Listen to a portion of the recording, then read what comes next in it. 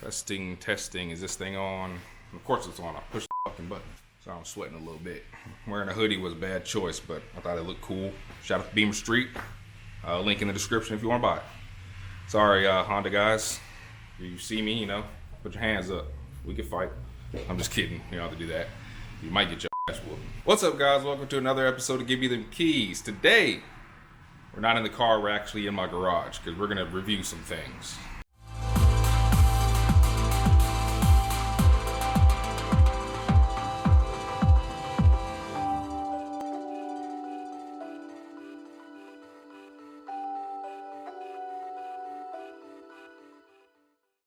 Alright guys, well I've driven enough cars to where I feel like I can actually do a top 15 list of my favorite Gimmie Dem Keys episodes. I got this drip pan from the auto parts store, which is cool, might come in handy because I have 3 BMWs. I'm probably going to need that. But to start off, we're going to start off from the bottom, work our way up. I want to say a few things before we get started. Number one, this is my channel. This is my opinion. You might not agree, but it's my channel. So I agree with myself. Number two, if you're not on the list, don't feel bad. Please don't feel bad. Just because you're not on the list does not mean I didn't enjoy your car. But since I am making a top list, I gotta pick somebody. And I gotta put them in order. And I gotta put them in my order. Number three, just because it's fast doesn't mean it's fun. I've drove some ridiculously fast cars, drove some that weren't that fast, but they were still super fun. So with that in mind, let's go ahead and get started. All right, starting at number 15. Started from the bottom, now we still there. AA Supercharged E46 M3. Active Auto Works supercharger, Active Auto Works exhaust, catless headers. Everything was awesome on that car. The BBS CH is on there, lowering springs. It was a cool car. It drove perfectly fine. It was a lot of fun.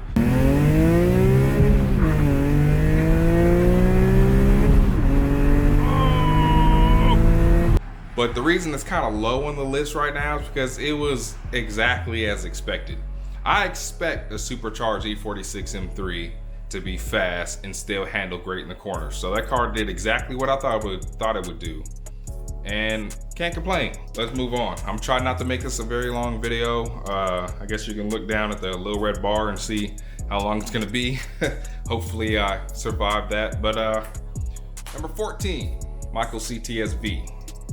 This is Sam's brother. He came into town, brought a CTSV. This is probably the only bone stock car I drove in the channel. And for a bone stock car, that thing was a lot of fun. That thing was super fast. It sounded crazy. The supercharger whined like a little baby.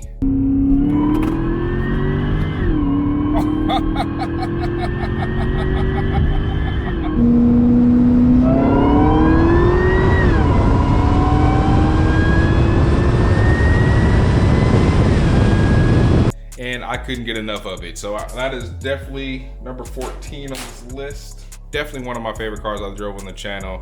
Super fun. I would definitely drive it again.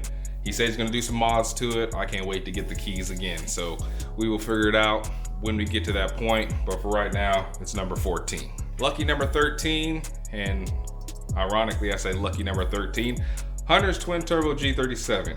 Ironically, it was lucky because we did not have good luck driving that car. We had a little bit of battery issues. Hit the starter. Oh shit, I didn't realize it. Oh no. Oh fuck. It was raining a little bit, but we went ahead and did the review anyways. And I did have fun with the car for the little bit I drove, and then he drove it, and pretty much it just became a review, not a really review from me. But it was an awesome car. I really did like being in that car.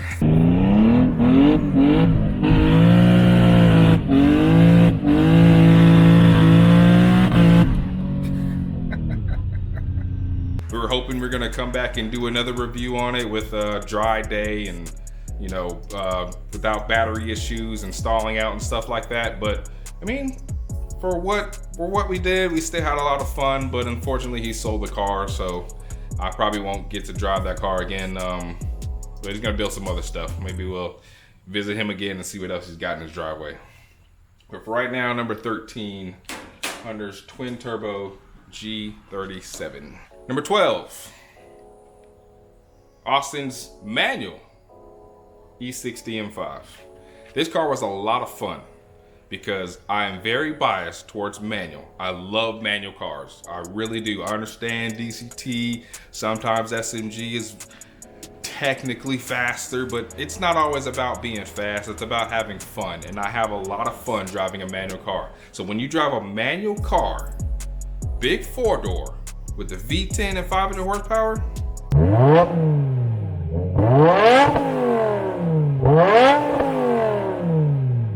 that's a lot of fun, and that car was just as fun as I was hoping it would be. And it almost made me wonder, should I have gotten the E60 M5 over my M3? But you know, back and forth, it's just, I don't know, undecided still. But I did have a lot of fun driving that M5, and that landed its number 12 spot.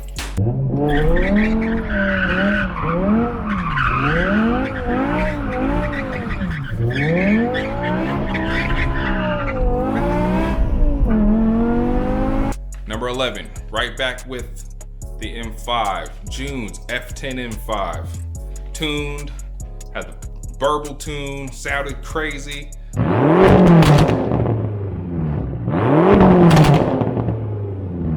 But kind of scary.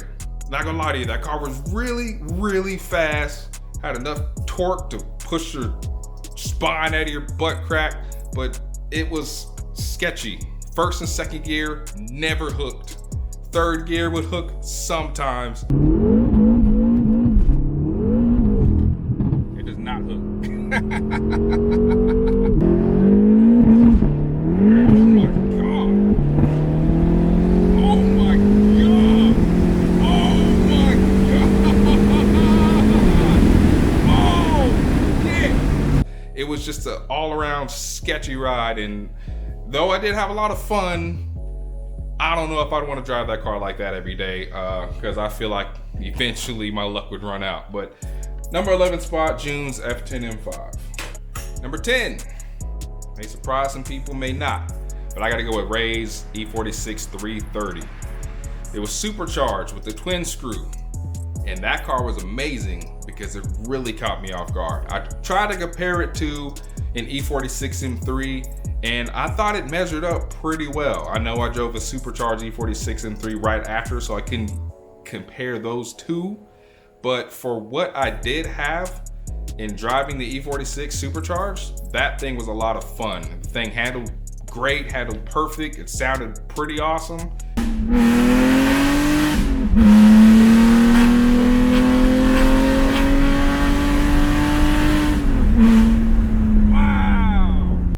It maybe won it as a daily. Like, that would have been a really cool daily car. E46 330, I think, is a great budget car, and it's probably one of my favorite cars now. I never actually looked at them like that until I drove one, and this one just happened to be supercharged. So, number 10, Ray's E46 M3 supercharged twin screw 330.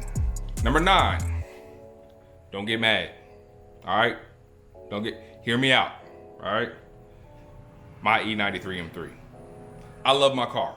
I love my car. I drive my car every single day. It's my daily driver. Had the car for 4 years. And there's a reason I had it for 4 years, because I love my car. I have a blast driving that car every single day. I don't care about gas mileage. Oh, rod bearings, whatever, shut up, I did them. I love that car. I drive this car every single day. And every time I do, I have fun. I have a blast. So yes, my car is on the list. I don't care. Just be mad.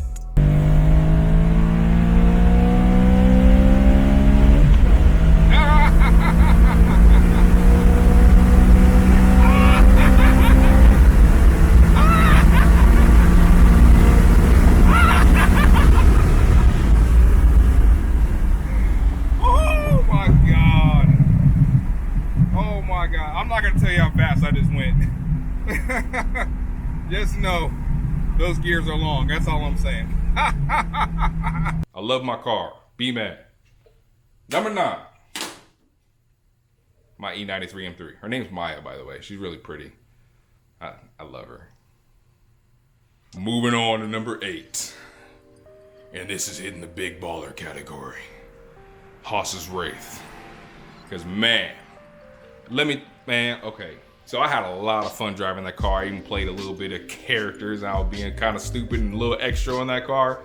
But that car was so fun to drive. Now, normally when you hear about $300,000-$400,000 cars, I'm a sports car guy. I would rather have a Lamborghini, Ferrari, McLaren, something like that. I never really looked. I mean, I don't have the money, but if I did, would I spend the money on a Wraith? Wasn't even in my idea. But after driving that car and seeing how smooth it was, that thing floated like a cloud. It was so smooth, it was so quiet, unless you floored it. And that thing was amazing. It still had more than enough horsepower to move its big ass out of the way. Oh, this boy riding, boy.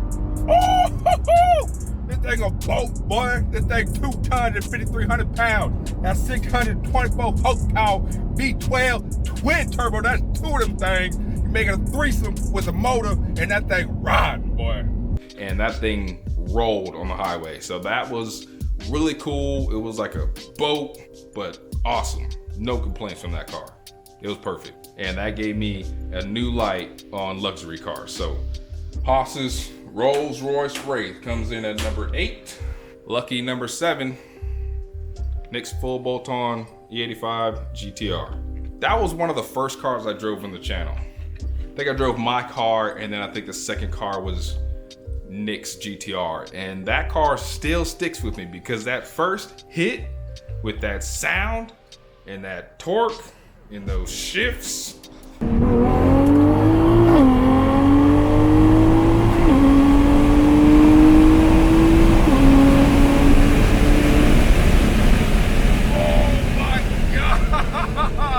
That thing just beat me up, and I loved every moment of it. That thing really shocked me. It surprised me. I figured it'd be fast. Full bolt-on E85 GTRs make around 620 to 640 wheel horsepower. All-wheel drive, no spin, just dead hook. That thing, woo, boy, I'm telling you, that thing was fast. One of my favorite cars, and it lands in spot number 7, which brings me directly to number 6. Don't get mad. Tay's M4. Tay had a full bolt-on E85 M4. We rode together on that one because I knew he could talk more about the car than I could, even though it is a BMW, but I wanted to hear what he had to say. And in that video, we compared these two cars together.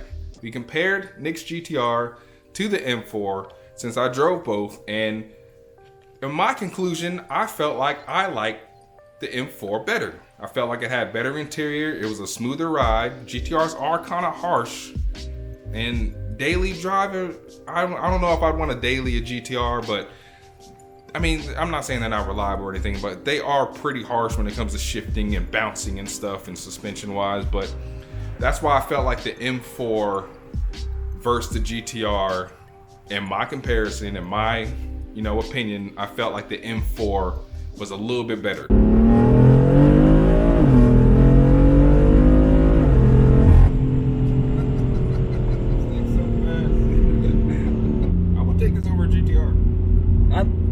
Okay, so it's like, when I say that, people get upset. Well, but it's like...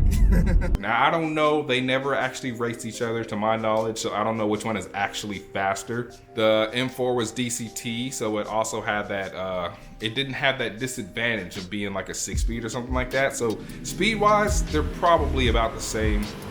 And whether it's faster or slower or whatever, I enjoy the M4 a little bit more. So if I had the money, if I wanted to do a build, I'd probably build an M4 over a GTR. That's my opinion, and that's why it landed one spot above Nick's. Number 6.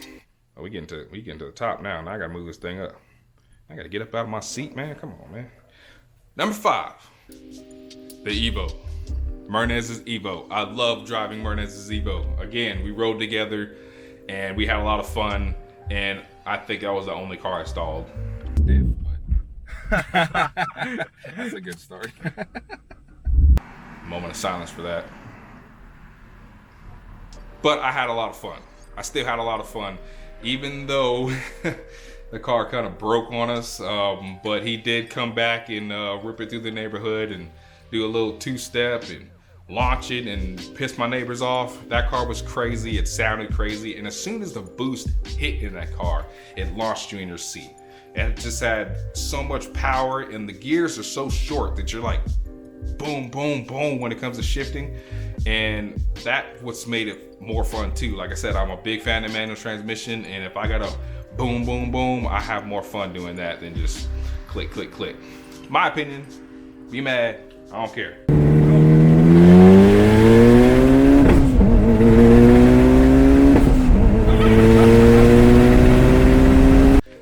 Number 5 spot, Mirnes' Evo. We get to the top 4, y'all. Ooh. Greg's Lotus. His Lotus Exige S. Every dollar spent was worth it. I don't remember how many mods it has. I think I put it in the video or put it in the title or something, but it was a lot of money spent on the car. I think it was 35K. 35K in mods in a Lotus. Worth every penny, because that car was so well put together. Daily driven, not a good daily driver. Clutch was hard, car was bumpy. It's a race car. Like it's straight up a race car. But the car was really fun to drive, and I didn't post my entire drive. You know, I just, like every video, I chopped down, you know, certain sections, but I drove that car for an hour. You gave me the keys, I left. I said, hit you back when I'm on my way back. And I drove that car for a straight hour. I think at some point I just turned the camera off and I just drove the car and just enjoyed it. It was a blast. It was so fun to drive. Oh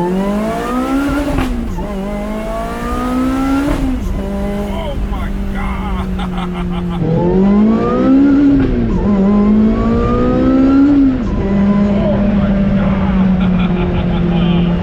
And that is why it's number 4 on my list. Ooh, I'm getting excited now. Now we on top 3. We on top 3. I gotta move this up so I can stand up. My back hurt, man. I'm getting old. Woo. Top 3. What you think it is, man? What you think it? Don't worry about it. I'm about to show you. Tim's twin turbo Corvette. Boy, fastest car I ever drove. Fastest car I ever drove. That thing ripped my face off. We didn't have any dyno numbers, but it was estimated about 800 wheel horsepower. And if you know a C5 Corvette, they're about 3,300 pounds. So it's lighter weight than these modern cars, and 800 wheel horsepower, that is ridiculous. That car was fast, twin turbo, boost hit, hold on to your seat. I think it had Mickey Thompson's in the rear or something like that, and it actually had great traction on the highway. So every time I floored it, it wasn't like, oh my seat, oh my God, I'm about to die. No, it went straight. It just went straight. Yeah, it just goes. Yeah, that's it. The boost kicked in, it went straight, and I just rolled through those gears, and I don't even know how fast I actually went.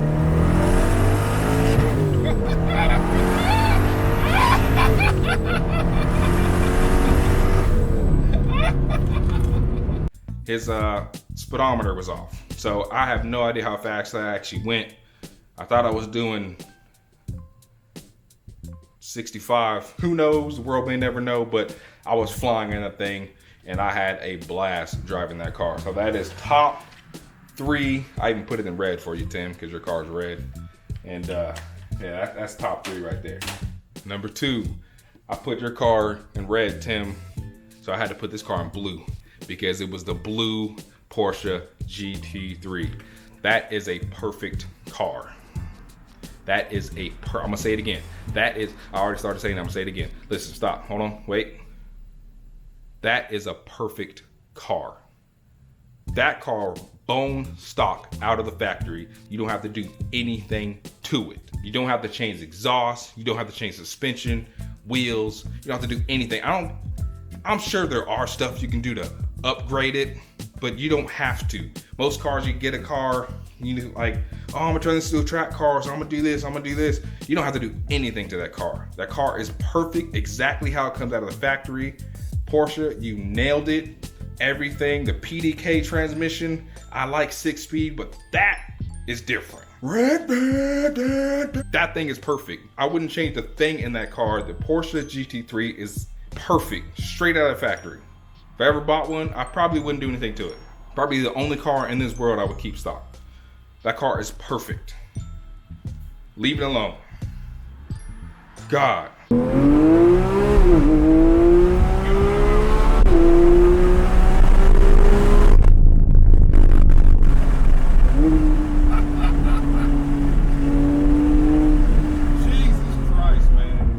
So fun to drive. That's number 2 spot. Which makes you wonder, what is the number 1 spot?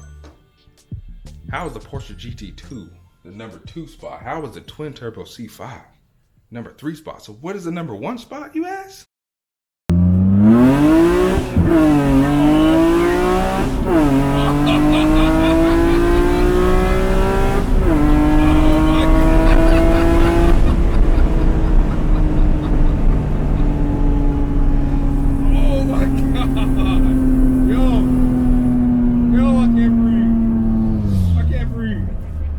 Might be a little bit biased, but I don't give a damn.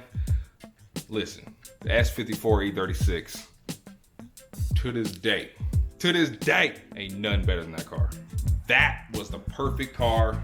I got it from Rob. He had it at the time. It's sold now. It's sold immediately after I posted that video. The owner watched that video. The new owner watched that video and said, yeah, I gotta have it. And he bought it.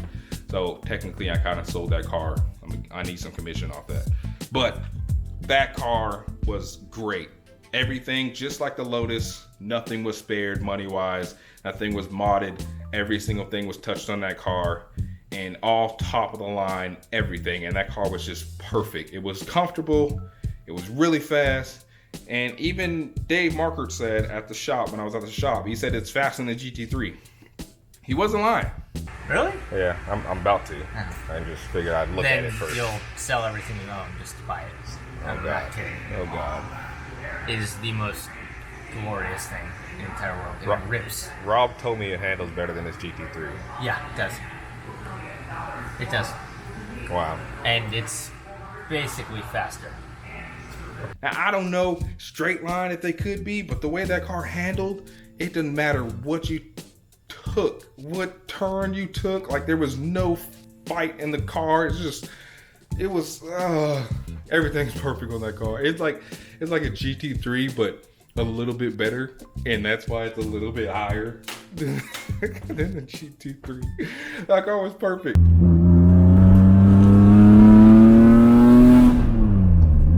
I was turning at 50, didn't even look like it. I know I might be a little bit E36 biased. I'm definitely a little E36 biased, but I felt at home. That was the most important thing. That's why I had the most fun, because I felt like I was at home driving that car. That car was perfect. It did everything perfect. There was nothing I would have to change on that car. It's perfect. That's the only way I can describe this car. It's perfect. I wouldn't change a thing. It's comfortable. It sounds good. It's fast. It handles great. I mean, what can you change? It looks good. Everything is perfect on this car.